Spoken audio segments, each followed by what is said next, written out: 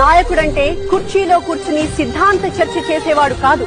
నాయకుడంటే జనాన్ని ఊపేసే ఉపన్యాసాలు దంచేసేవాడు కాదు. సంవత్సరానికి 2 ధర్నాలు, 3 మీటింగ్లు, 6 సభలు నిర్వహించినంత మాత్రాన జనం వారి వెంట నడవరు. నాయకుడు అనేవాడు జనంలో కలిసిపోవాలి. నిత్య పోరాటంగా జీవితాన్ని మలుచుకోవాలి.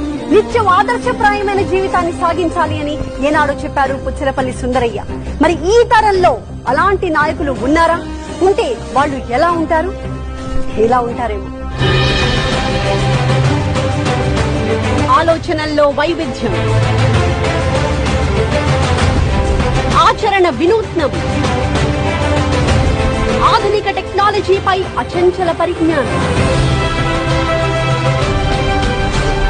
అభివృద్ధి అడుగులు విప్లవాత్మకం, రాజకీయాల్లో చాణక్యం, చెరగని చిరునవ్వు, సడల